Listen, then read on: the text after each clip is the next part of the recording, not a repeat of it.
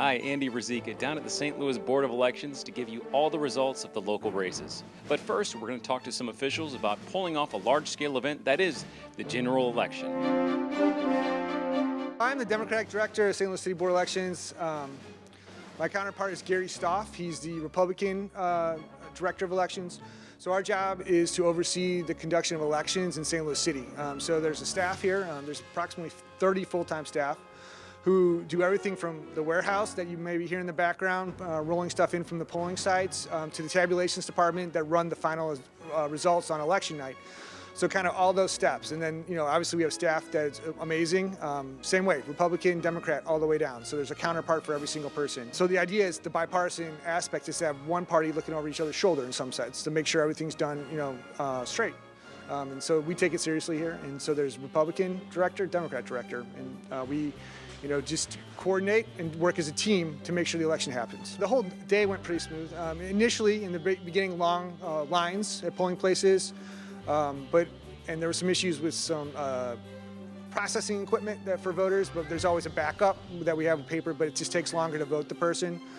But after those initial technological issues were overcome, then everything did move very smooth. I'd say probably after mid-morning, I didn't get a lot of calls as far as on my, letting me know of congested polling places or just polling issues.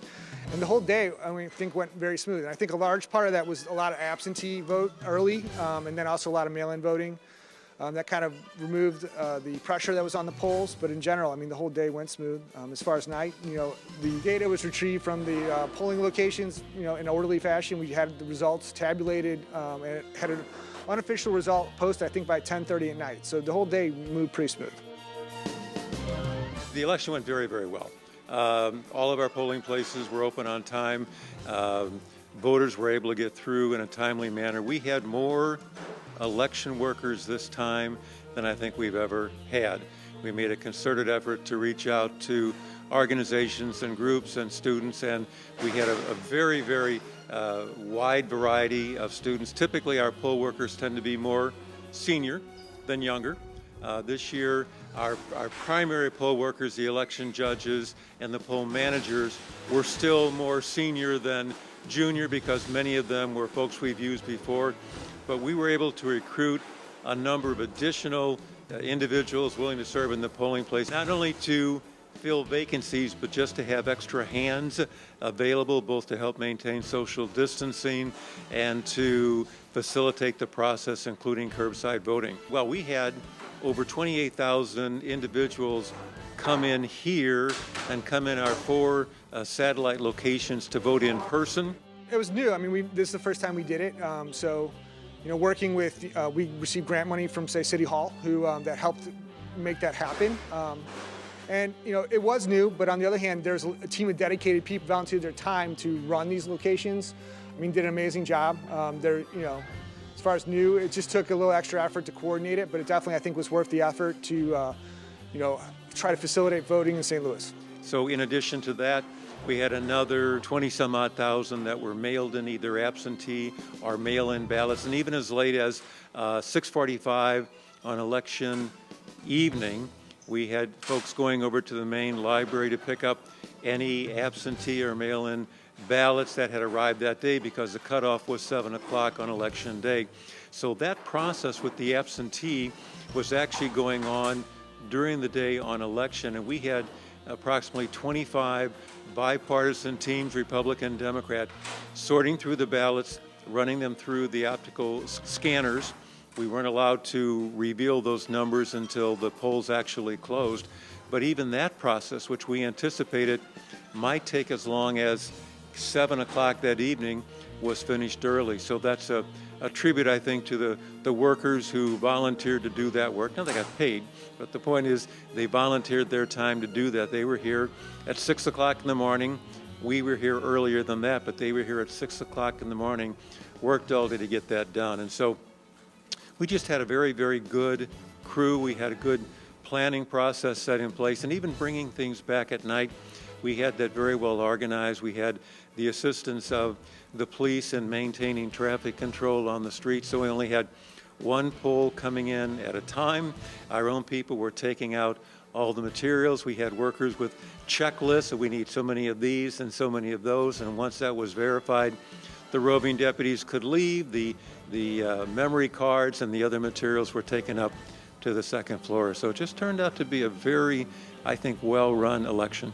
There are no party people here. Now granted, I'm the Republican director. You interviewed Ben, my Democrat counterpart. So at the election board, by statute, we have to have a bipartisan presence for all of our positions. That doesn't necessarily mean we sit side by side every day to do what we do. We divide up responsibilities, but we are a check and balance for each other. When it comes to the actual conduct of the election, it's a bipartisan team, Republican, Democrat. Now, in the polling places where we have the election workers, most of those workers are recruited through the parties. They have to be either Republican or a Democrat. Now, we can still use representatives of third parties and even independents, but not in place of, only in addition to. But when it comes to what we do here, the parties, if you will, as the party themselves, they're not involved other than each of us is either a Democrat or Republican. Now, the parties are entitled to have what's called a watcher here to observe the processing of the absentee ballots and the counting of the other ballots as they arrive. They're entitled to have a challenger at every polling place if they want. For a major election, they do. For the lesser elections, oftentimes they don't. But they don't get involved in the actual handling of ballots or the actual conduct of the election. That's strictly limited to the election board personnel. We had a wonderful voter turnout. Overall, voting was around 65%, which was frankly a little bit lower than we had anticipated, because 4 years ago we had 69% voter turnout. But I think part of that was due to, with the pandemic, so many people took advantage of the opportunity to vote absentee or mail-in. We had 47,000 absentee and mail-in ballots in comparison with 12,000 4 years ago. And so that meant roughly 100 and some odd thousand folks were at the polling places, and most voters were they were patient. They were understanding that it's probably going to take a while to get through the line, and our poll workers did just a wonderful job of being professional and courteous and helping the voters get through the process just as quickly as they could. So we were frankly very, very pleased. I was proud of our workers, but also proud of the voters who came out to cast their ballot. We had safety measures in place to protect them and to protect the voters. And then in shutting down last night, I fully anticipated we'd be here till 11:30, 12 o'clock. As it turned out, all the poll cars, all the voting equipment, not what's coming in today, but the materials that we needed for election night, that was all in by 10 o'clock. We had the results, the unofficial results posted, and I was home in time to have a glass of wine and watch the CNN and Channel 9 until it just got too late, and then I went to bed.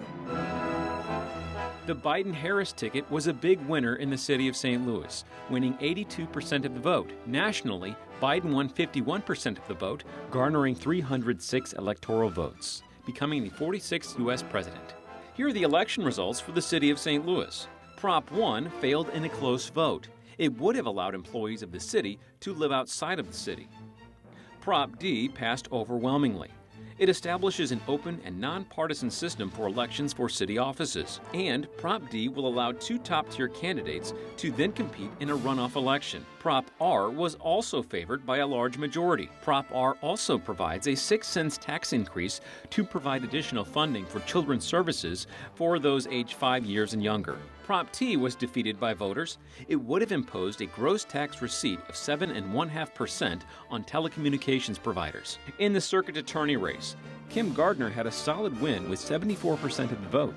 In the race for St. Louis Treasurer, Tashara Jones retained the Treasurer's office with 78% of the vote. The St. Louis Sheriff's race was also an easy victory for Vernon Betts, winning 81% of the vote. The race for the United States House of Representatives District 1 was an overwhelming victory for Cori Bush, after an upset primary win over Congressman William Lacey Clay. In statewide races, Governor Mike Parson had a solid win over Nicole Galloway. In statewide propositions, Amendment 1. Voters opposed extending the two-term restriction for state officials such as the governor and attorney general. And finally, Amendment 3.